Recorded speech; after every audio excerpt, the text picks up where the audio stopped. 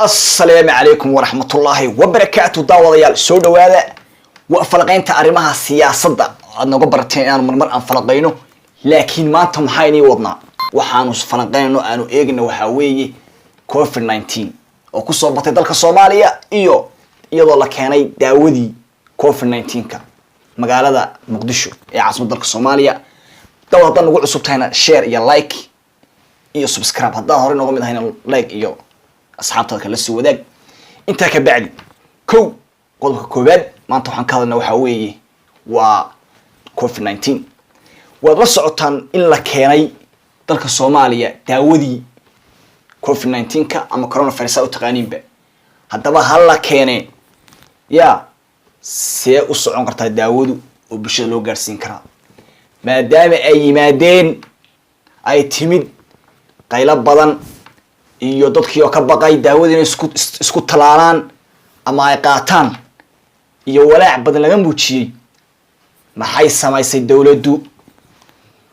waxay samaysay wax kala maaha waxay samaysay wasiiradda caafimaadka Dr. Fawziya Abuukar Nuur ayaa waxay noqotay qofkii ugu horeysay ee istalaasha qofkii labaad oo istalaalana oo talaalka qaatana wuxuu noqday madaxweynaha dalka Soomaaliya Mudane Maxamed Cabdullaahi Farmaajo soo la socono dalal badan oo 10 dal ah ayaa waxay ka muujiyeen walaac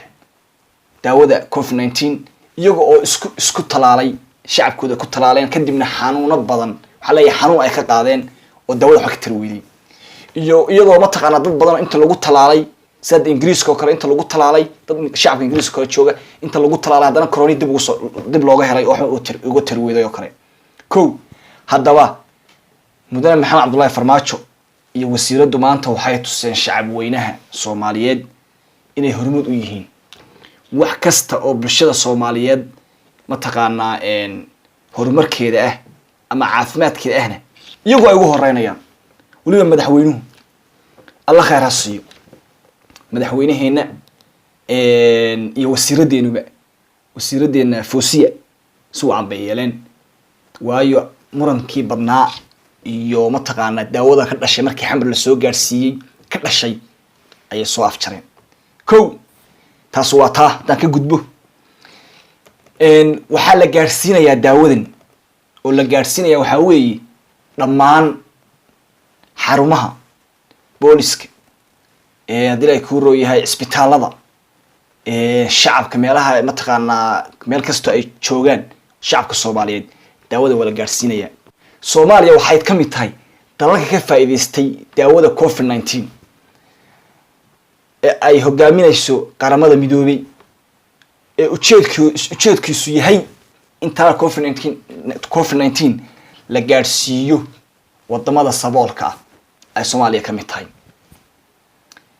haddaba markaba Ilaahay baa mahad leh marka labaad waxaan ugu baaqayaa oo baaqan wado ay tahay in Soomaalidu talaalka ay qaataan war hadda murmaseen oo daawada aad ka murmaseen iyo hadii kalaba madaxweynihiina isku tijaabiyay xanuunka santaal buu leeyahay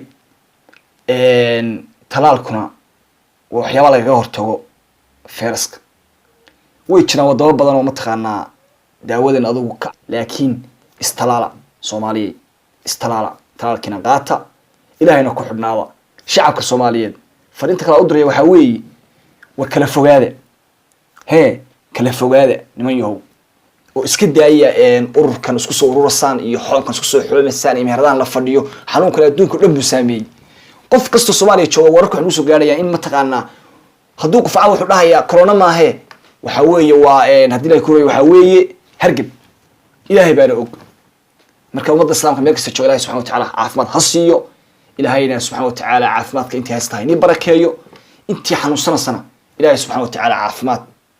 bin u weydiinana laakiin Soomaaliyay xanuunkaas adduunka naafiyay fiiro gaar u yeesha oo afka xidha dhaqamadii hore bedela taasaan leeyahay ta kale Mudane Maxamed Cabdullaahi Farmaajo boqolkiiba boqol u mahadsan yahay aad u mahadsan yahay boqolkiiba boqol waa madaxweyne dhiirigelin leh oo wax kasta oo dhaca ama wax kasta oo yimaada jecel inuu isagu ugu horeeyo tusaalaha inay noqoto waad ogtihiin madaxweynihii koowaad ugu horeeya weeye oo Soomaali madaxweyne u noqda oo baasaboorkiisa internationalka ah oo Amerikaanka ah celiya waa Farmaajo muxuu tusay shacabkiisa iyo mucaaradkiisa muxuu tusay in Soomaalinimadu ay ka go'an tahay Soomaalinimadu inay ka go'an tahay buu tusay